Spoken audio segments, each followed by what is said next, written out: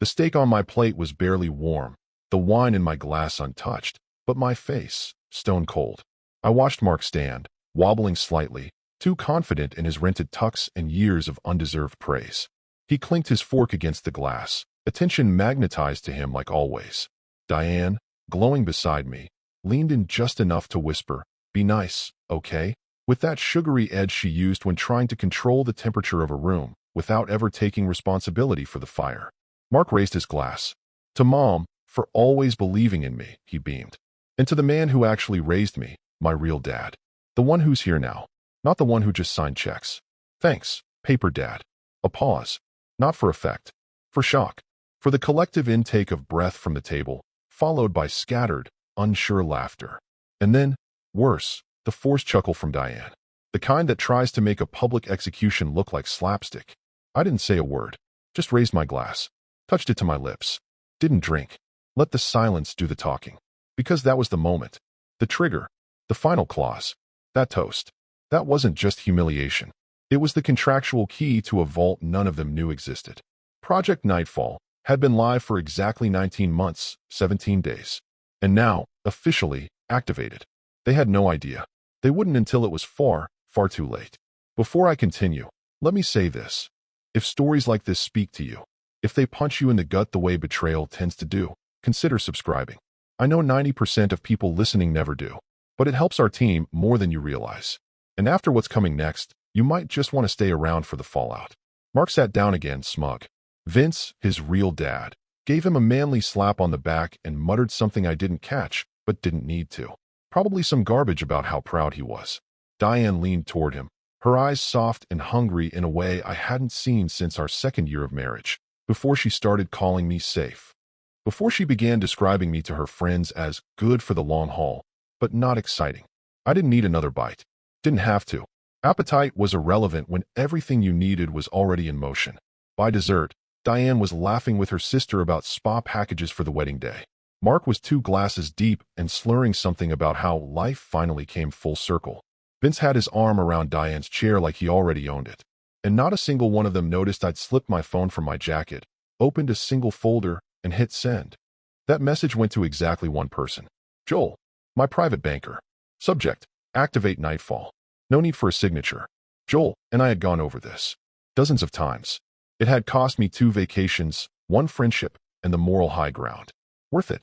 At precisely 10 a.m. the next morning, Joel would walk into a small, windowless room inside the executive wing of our bank, place my signed directive on the desk of their high-risk portfolio manager, and initiate a process that would pull the rug out from under Vince's company so fast it would make Mark's entitlement spin. Because the business? The one Vince had bragged about all evening? The logistics startup with the shiny new contract from the Department of Defense? That business existed because I allowed it to. I'd helped Vince with the application. I'd introduced him to some old friends. I'd even mentored him during initial meetings with lenders. He thought I was weak, gracious, desperate to be included. But the $1.2 million startup loan that funded his first warehouse, trucks, and permits? It existed because I signed one very specific personal guarantee, with one very specific clause. A clause that allowed me to revoke the guarantee without notice, for any reason, at any time. The clause had a name. Clause 47N. Contingency trigger, irrevocable. We buried it in a supplemental rider, hidden among pages of boilerplate, legal jargon, and vendor compliance codes. Vince never read it. Diane never asked. And Mark? He'd have better luck reading IKEA instructions without the pictures. At the end of the dinner, I stood, made my obligatory toast. To family, I said, eyes locked on Diane. And to knowing where real foundations lie. Some things are built. Others are borrowed. A few confused chuckles. Mark clapped awkwardly. Vince just raised his glass. Diane's eyes narrowed. Not enough to say anything. Just enough to notice something had shifted. She'd feel it soon. Mark would feel it harder. But Vince, he'd feel it first. Mark always had that smug little grin, like life owed him something just for surviving it.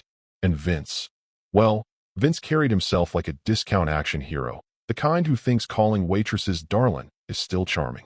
They strutted around that rehearsal dinner like they were kings, and I was just the court jester paying for their parade. I could already hear the whispers starting to form. He just stood there. Didn't even say anything. Must have hit him hard. Wrong.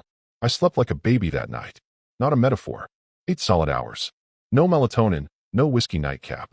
Just deep, satisfying, clarity-induced rest. Because when people show you exactly who they are, finally, undeniably, you stop mourning the illusion. You start pulling levers. At 8:30 a.m., I walked into the quiet, carpeted sanctum of Ashcroft Private Banking. I'd been a client there for over 2 decades. Not because I loved suits or small talk, but because when I asked for things to be done, they got done. Joel was already waiting. Slim, detail-oriented. Never used a word he didn't mean. He stood when he saw me, but didn't reach for a handshake. You're here early. I'm enacting the contingency. His fingers paused over his tablet. You're sure? I didn't answer.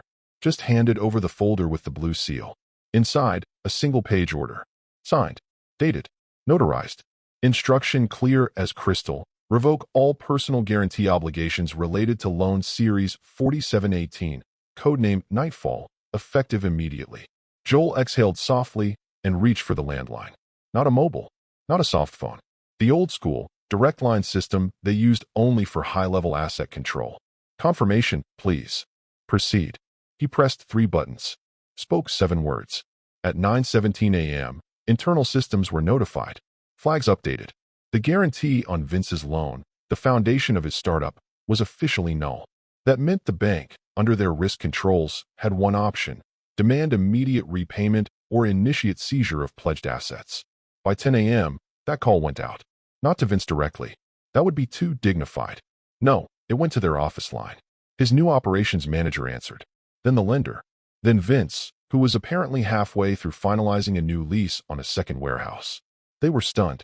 Confused. The words irrevocable and breach of terms started flying. His first question? Who pulled the plug? My name was never mentioned. Of course not. I was just the silent shadow on the back end.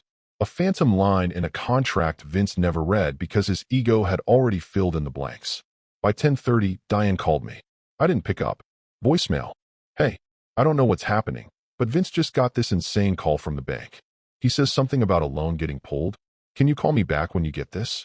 I didn't, because the next step didn't involve me at all. Ashcroft's automated system had already dispatched legal notifications to every vendor Vince was connected to. His warehouse lease, voidable in the event of financial instability, was already flagged. DOT compliance was automatically suspended. The insurance rider for his trucks? Tied to that same loan. I didn't destroy Vince. I just removed the scaffolding he thought was the foundation. Diane texted an hour later. You didn't do something, did you? Still no reply. Mark messaged me around lunch. Hey, are you okay? Last night. I hope we didn't offend you or something. Offend me? That's when I knew they still didn't get it. That the man they thought they'd stepped on? He'd already left the room, months ago. What stood there last night wasn't a man wounded by their betrayal. It was a man finished with playing pretend. By 2 p.m., Vince had his first legal consult. By 3 p.m., the first of 2 suppliers froze their contracts with his firm pending clarification of financial standing. By 4:15, Joel called me back. All points executed. Phase 2 prepared. Would you like to begin trust actions tomorrow? Yes. He hesitated for a moment. They don't know what's coming. They will. The house was quiet that night. Diane thought I was asleep. But I was in my office, lights off, screen dimmed, just listening. She was in the kitchen, whispering on the phone. Her voice had that gentle condescension she used when talking about me to her sister, or, apparently, Vince. That night, she was especially careless. He's safe, predictable, easy to manage, and generous. A pause, then a laugh I hadn't heard in years. A flirty, careless one. The kind of laugh you don't make unless you think the person you're mocking is in another room, or maybe just too dumb to understand it anyway. I didn't say a word. Not then. Not the next morning. Not for weeks. I just watched. Observed.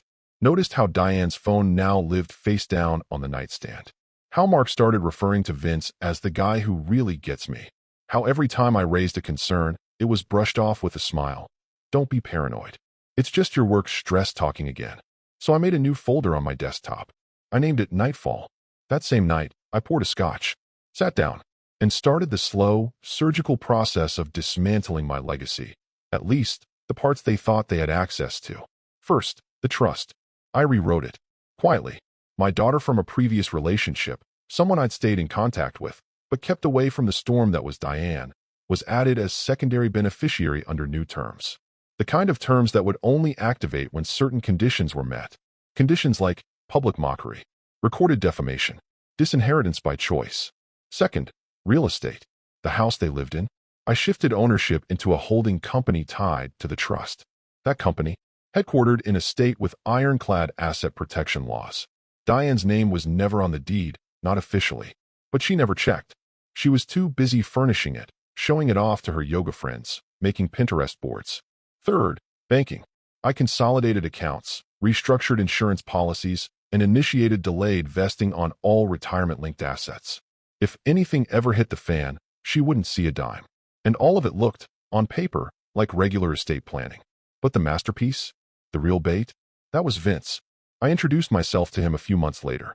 A coffee shop meeting, casual.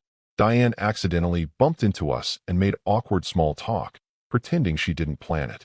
Vince was loud, confident, dumb. The kind of man who talks about military service at volume even when no one asked. He'd been trying to start a logistics company for veterans, by veterans, but couldn't get financing. Banks didn't trust him.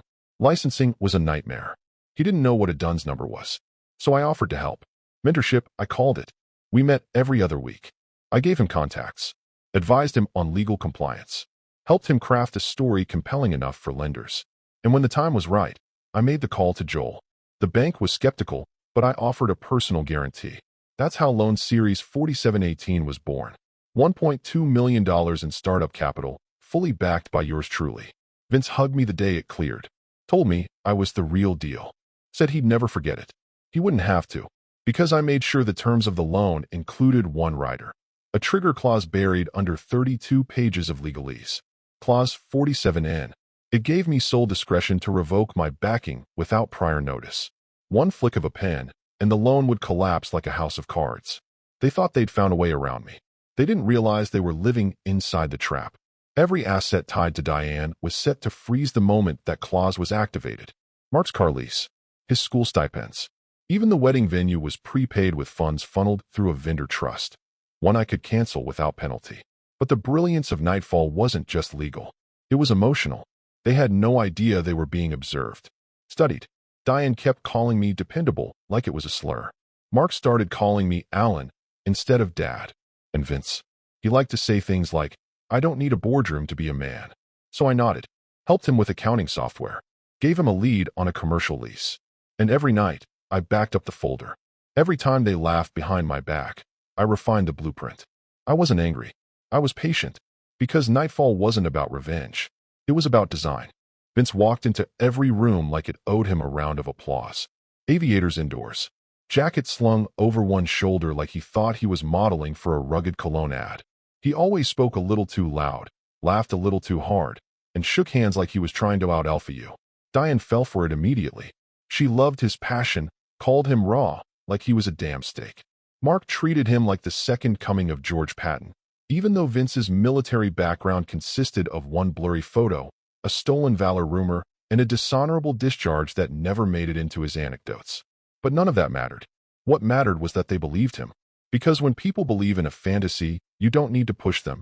You just hand them the matches and wait for them to light the fire. He told them he wanted to launch a veteran-first logistics company. Said he had a noble mission, to get veterans off the streets and into business. Mark practically wept. Diane called it so inspiring. I told them I'd help. And I did. I got Vince in front of Ashcroft's venture lending division. Made the calls. Vouched for him.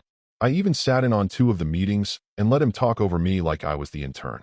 The bank was hesitant, of course. His credit history looked like a demolition site. But I guaranteed the loan.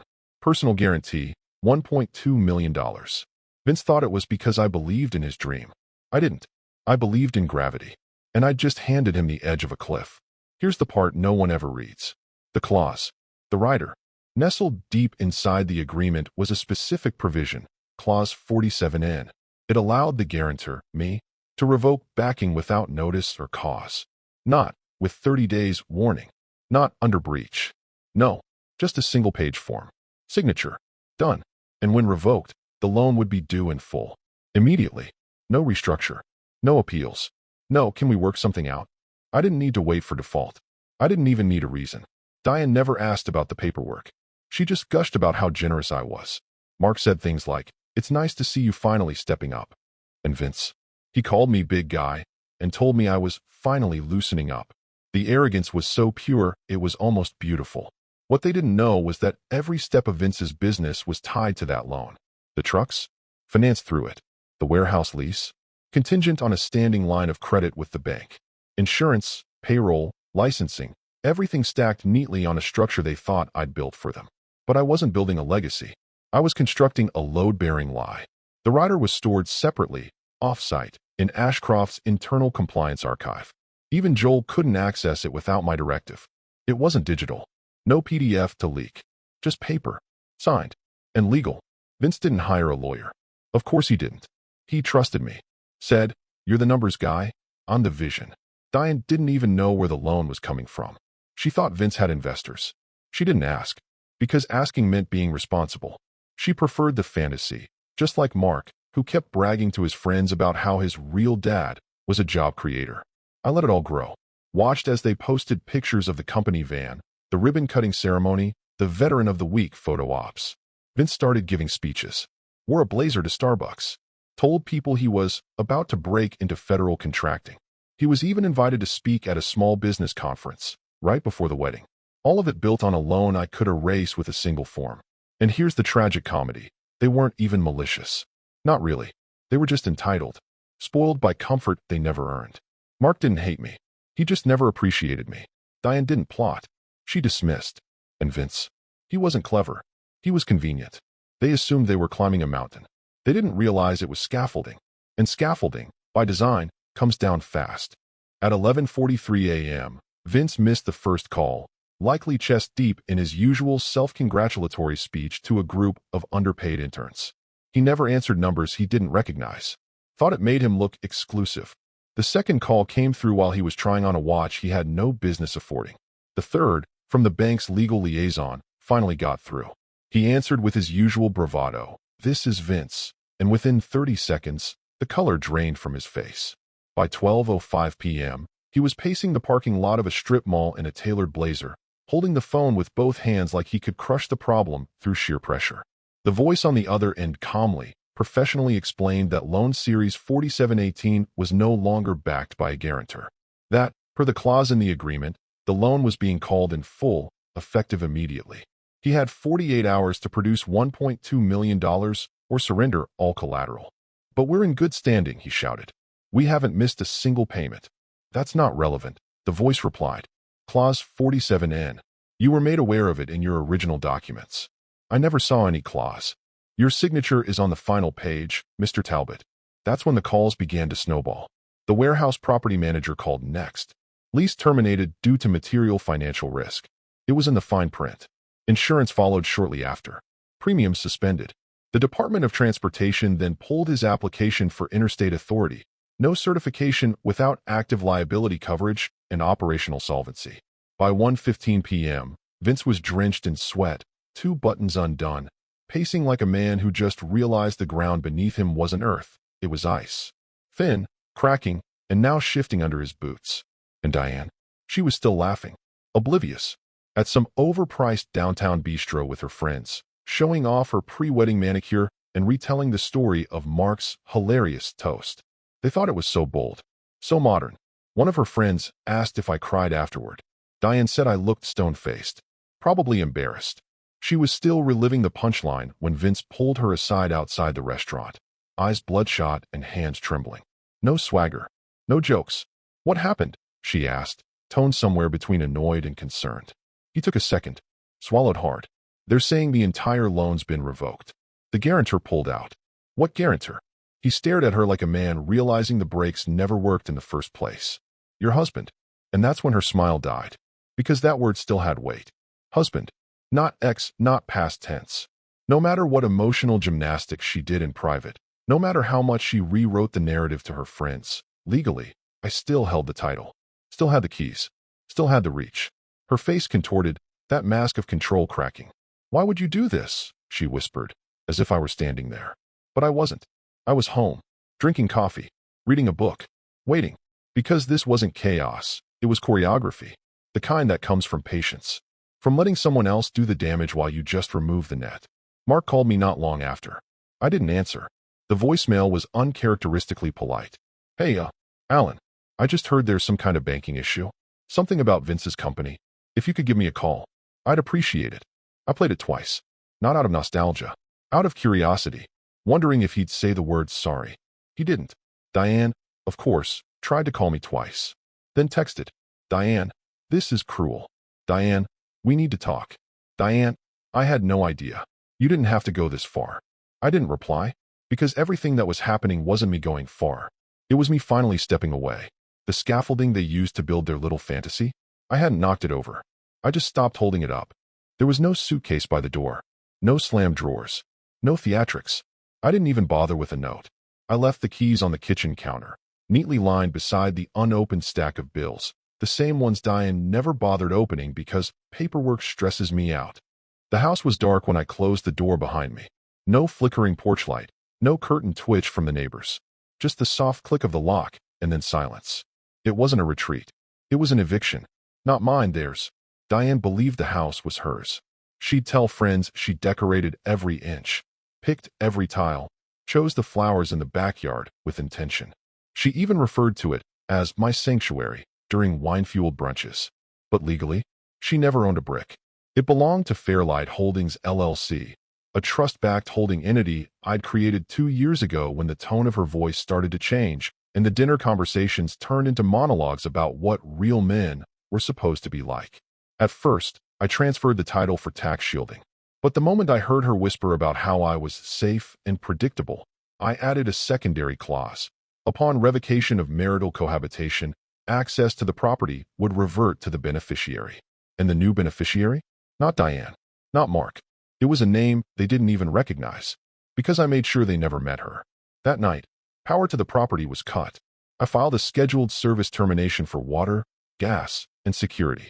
Not a single provider questioned it. After all, I was the sole account holder. The HOA received a notice that I would no longer be the listed resident of the home, and as per guidelines, all mail, complaints, and access requests should be rerouted to my attorney's office. The next morning, a moving truck pulled up to the curb. On time, discreet, clean. They weren't there for my things. They were there to collect everything I pre-flagged as mine. Documents, artwork, tools, and a few heirlooms they wouldn't even recognize the value of. The rest? Let them keep it. Wallpaper and false memories. At 9:17 a.m., Diane woke to a blinking thermostat. By 9:45, the coffee machine didn't power on. By 10:12, she stepped outside in a robe, just in time to see a crew member carefully placing my office chair, one she always said was ugly but weirdly you, into the back of the van. She didn't shout. She didn't cry. Not yet. She called. Twice. Then stormed outside and demanded to speak to the foreman. This is my house, she barked. He checked the order sheet. Read her name. Didn't see it listed. Shrugged. Mark showed up 10 minutes later, still half-dressed, shoelaces undone, trying to play peacemaker. This is a mistake, he said, pushing past the workers like he had authority. My mom lives here. I live here. The foreman pointed to a clipboard. Not according to this, you don't. Mark's face dropped. He reached for his keys, muttering about needing to handle this. But when he got to his car, the silver Audi I'd leased for him as a graduation gift, the remote didn't work. That's because the lease had been terminated at 9:01 a.m. per a scheduled contract cancellation I filed a week earlier. The vehicle's insurance? Already voided. Mark stared at the car, confused. Is this some kind of mistake? He opened his phone, dialed my number. I watched the call come in. Ignored it. He sent a message. Mark. Hey, I think something's wrong with the car. Did the lease company mess something up? Can you call me? I archived the message. Diane was pacing now. I imagine it was the first time she noticed how many things in that house didn't have her name on them. The internet stopped working. The streaming subscriptions failed. The HVAC company sent an automated cancellation notice. She tried to log into the utility accounts and found every password had been changed. This wasn't petty. This was architecture. Layer by layer, I dismantled the illusion they built atop my foundation. And as they scrambled, panicked, called friends, threatened customer service reps, I stayed silent. Because none of this was the real blow. This was just the air leaving the room. The real impact? It was still coming. Joel told me later she came in hot, heels clicking like accusations, mouth already moving before she reached the counter. One of those performances she perfected over the years. The kind where she leaned on charm and rage in equal measure, expecting the world to cave at her indignation. She bypassed the concierge, ignored protocol, stormed straight to the private client wing like she belonged there. She didn't. "Where's Joel?" she snapped. The receptionist hesitated. Diane had that effect, authority without invitation. But Joel had been briefed. He stepped out from his office, already holding the envelope. "I'm afraid that's not possible, ma'am," he said evenly, calm as always. "You can't be serious. He's ruining everything. The loan, the house, Mark's wedding, it's all unraveling." Joel didn't flinch. "Nothing is being ruined. You're simply watching reality reassert itself." She blinked, confused by the phrasing. Joel continued. "Your husband, excuse me, Mr. Kessler, took every step in accordance with legal precedent. Every change was pre-signed, pre-reviewed, and timed according to clauses you never read. You think I'm just going to stand here and let this happen?" Her voice began to rise. A pause.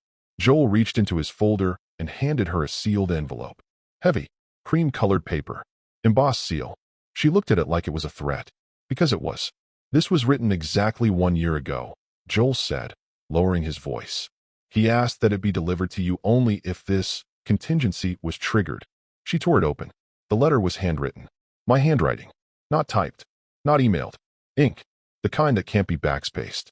"If you're reading this, it means you've chosen mockery over memory," it began. "You've spent years treating presence like weakness. You taught Mark that consistency was boring and loyalty was expendable. You trained him to erase me, not with cruelty, but with casual dismissal. And so, I erased the scaffolding you stood on." She stood frozen in the lobby, eyes locked on the page. Joel said her fingers trembled just slightly. "You were never locked out. You just never walked in with your eyes open." The letter continued. "Every asset you leaned on, I built. Every comfort you boasted about, I arranged. You call me safe. Predictable. But predictable only seems boring until you realize it's what held up your entire world." He told me she read it twice. Word for word. The bank was quiet around her, a respectful silence hanging in the air like the hush before a storm. At the end, the signature. "Your paper husband." No name. No legal title. Just the label she'd allowed to slip out of Mark's mouth, cheered on by Vince, and left uncorrected. Joel stood quietly as she folded the letter. "I want copies of everything," she demanded. Her voice cracked slightly. "The contracts. The trust documents. The clause. All of it. You're not entitled to them." Joel replied, still polite. "You're not listed on any of the instruments. Your name doesn't appear in any capacity. You can't just erase me." Joel tilted his head, almost gently. "He didn't. You did that yourselves." She turned to leave, nearly crashing into the door frame, face flushed not with rage, but confusion. The kind of confusion that only hits when you realize the house you've been living in wasn't yours, and never was. She called me again that afternoon. Left a voicemail I didn't listen to. The transcription preview started with, "Diane, okay, I get it. You made your point. That told me everything." Because she thought this was a message. A warning. What she didn't understand was that the warning came 2 years ago, when she laughed into the phone and called me easy to manage. This was the reply. Ellen had represented us. Me. Since before Diane. Before the marriage. Before Mark. She was the kind of lawyer you kept for life if you were smart, measured, brutally clear, and allergic to drama. Over the years, Diane treated her more like an old college roommate than a legal advisor, occasionally sending her wine during the holidays, never reading what she signed. She always assumed Ellen's calm tone meant approval. It never did. That afternoon, Diane showed up at her office in person. No warning. No appointment. Makeup barely holding. Hair still styled from her ladies' brunch, now long forgotten. She looked like someone who'd just realized the locks on her life were changed overnight. "There has to be something we can do," she snapped, slamming a stack of notices onto Ellen's desk. "This is insane. He's dismantling everything." Ellen didn't raise an eyebrow. She just motioned for Diane to sit. Wordlessly, she opened the folder. Loan revocation documents. Trust realignment statements. Property title confirmations. Power of attorney nullifications. All dated, all executed, all bulletproof. She moved methodically through each document. Diane washed her face like it was a verdict. Minutes passed. Finally, Ellen slid one specific file to the top. The family trust, updated 18 months ago. She tapped her manicured nail on a clause midway down the page. Clause 14A. Diane leaned forward. "What is that?" Ellen didn't look up. "The legacy removal clause." That wasn't in the original version." "No, it wasn't," Ellen said, flipping a page. It was added during the revision process. You initialed here and here. Diane scanned the paper, her eyes wide. I don't remember this. You signed it. Her voice was quiet now, like she was trying to reason with a parent. Ellen, please. This is my life. My son's wedding. He's burning everything down. Ellen sat back, finally meeting her eyes. Calm. Not cold. Not angry. Just done. The clause is clear, she said. If the grantor, your husband, is publicly defamed by a listed spouse or dependent, all claims to shared assets held in trust are immediately void. The clause is automatic. Self-executing. No court action required. But what defamation? Ellen folded her hands. The toast. What toast? Thanks for the checks, paper dad. That toast. At a formal event. Recorded. Witnessed. Celebrated. Mark publicly erased the man who paid for his entire adult life. And you laughed. It was a joke. Ellen didn't move. It was a goddamn joke. Still nothing. You think he actually meant to? I warned you once, Diane. Ellen said quietly. Years ago. About language. About erosion. About how paper cuts add up. Diane was trembling now. He set this up. He wanted this to happen. No, Ellen said. He prepared for the possibility that it would. There was silence then. Not the dramatic kind. Just the sad, heavy pause of someone realizing the person they dismissed for years might have been the only adult in the room. Diane finally whispered. There must be a loophole. A clause we can challenge. There's not. I don't understand. I didn't mean it to go this far. Ellen's voice softened again, a rare thing from a woman who made a career out of steel. You thought he'd always be there, Diane. Quiet. Waiting. Holding everything together while you flirted with the wrecking ball. You taught Mark that love could be measured by noise. That money was automatic. That a man's silence meant permission. She looked away. But silence doesn't mean surrender. Sometimes it just means you've already lost. Diane stared at the desk, the documents, the little initials she'd scribbled without reading. She suddenly looked decades older. Ellen began organizing the files, sliding them neatly back into the folder. There was no grand speech. No legal detour. Just a simple, final sentence. There's nothing more to say. Vince was never built for pressure. He could puff his chest out and quote bad war movies, sure. He could slap backs and flash grins and toss around buzzwords in front of investors like synergy and veteran-forward logistics. But real stress? Sustained pressure? The kind of systemic, invisible collapse that starts behind your back before you even feel it in your chest? No. Vince cracked fast. The first domino fell when his main supplier canceled their fulfillment contract citing uncertain credit backing. That alone would have been recoverable if not for the timing. The very next day, the payroll processor froze disbursements after a risk flag was raised by the bank's automated monitoring system. He tried to bluff through it. Made a speech in the warehouse break room about how hiccups happen and resilience is in our DNA. But the moment his operations manager, who'd been with him since day one, walked out mid-sentence, the illusion shattered. Others followed. Quietly. Some took their laptops. Others didn't bother. By Friday, his business credit score tanked. The Small Business Association flagged him as a potential risk. Vendors ghosted. Even the company email domain was suspended when the auto-renewal failed. Meanwhile, Vince paced his now empty office, calling anyone who would still answer, pitching anything that sounded like a solution. Angel investors. Emergency bridge loans. Diane suggested calling one of her exes who used to work in tech. Vince said, I don't need a handout. I need my backers to stop playing games. That's when Diane realized something she wasn't ready to say aloud. She had backed the wrong man. She tried to fix it. Called Ellen again. Left another message. Wrote me an email titled, Let's talk about this calmly. I didn't reply, because I didn't owe her a conversation.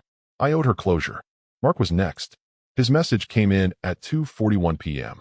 Mark, I'm sorry about the toast. It was stupid. Vince is freaking out, and Mom is losing it. I know I said some things, but you were there. You always were. Please, don't let this go further. I read it twice. Didn't delete it. Didn't respond either. Instead, I forwarded a short message to Joel. Subject, final allocation. Body, transfer remaining trust assets to Project Nightfall's fallback fund. The final phase. That fallback fund wasn't new. It had existed for over a decade, quietly, legally, and invisibly tied to a name no one in Diane's house had ever spoken. A different child. My biological daughter. Born years before Diane. From a chapter of my life I never invited them into because, frankly, they never earned the right to know her. She lived overseas now. Quiet life. Brilliant mind. Never asked me for a cent. Never expected it. She called me Dad exactly once every Christmas and once on my birthday. That was it. But she meant it. And that was worth everything. So I moved it all. The fallback fund wasn't enormous, but it was clean. Untouchable. Vince would never see a penny.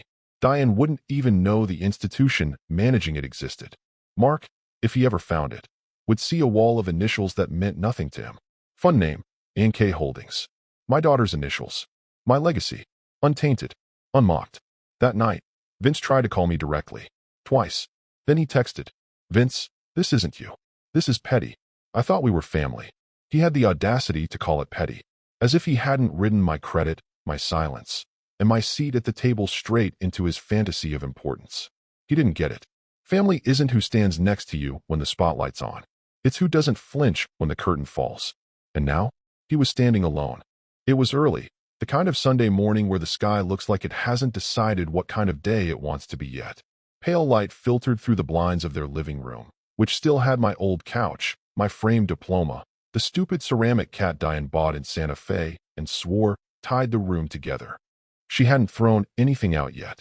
Denial works best surrounded by familiar furniture. The first knock came at 7:42 a.m. Diane opened the door still in her robe, expecting maybe a neighbor, or worse, a journalist.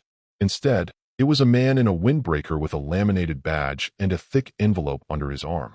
Diane Kessler? She hesitated, then nodded. This is for you. He didn't wait for a response. Just turned and walked away. Not rude, just efficient. The kind of person who serves papers for a living doesn't have time for dramatics. She opened the packet in the doorway, flipping past the stapled cover letter, and there it was, final divorce terms. Every asset clearly listed. Every item clearly allocated. Nothing in dispute. Just finality. Cold, clinical, brutal in its clarity. The home, transferred to the trust's new beneficiary. Retirement accounts, locked, redirected. Spousal support, waived under the legacy removal clause. Even the shared bank account had a ledger showing withdrawals, rerouted automatic deposits, and, at the very end, a balance of 7 cents. But what caught her eye wasn't the figures. It was the handwritten note, small and folded once, tucked into the back. The man you mocked paid for your future. You spent it on applause. No name, just truth. She sank onto the step, packet limp in her lap, staring straight ahead. Mark was next to come out, rubbing sleep from his eyes, phone in hand. He tried to say something. Maybe a question, maybe an apology. But before a single syllable left his mouth, a second knock came. This time, Vince answered. Shirtless, groggy, annoyed. Another man. Different envelope. Repossession notice. Immediate enforcement. All business assets seized. Vehicles claimed. Any attempt to remove property from the premises would be considered interference with legal process. Behind the man, 2 black SUVs pulled into the driveway in perfect unison. Not loud, not rushed, just silent professionalism. The kind of calm that only appears when you've already lost. They weren't police. That would have given Diane and Vince an excuse to scream about injustice. No, these were bank contractors. Suited, clipboard ready, accompanied by 2 uniformed drivers and a digital inventory tablet. One walked up to Vince, pointed to the Ford Transit van in the drive. Registered to Talbot Logistics? Vince nodded mutely. Keys, please. He resisted for half a second. Then, seeing the second SUV already offloading 2 more men in dark gloves, handed them over. Mark stood on the lawn like a child who'd been grounded but couldn't figure out why. Diane didn't move. She just kept flipping through the divorce packet like something inside might magically change on the 3rd pass. And across the street, I sat in my car. No tinted windows. No disguise. No distance, really.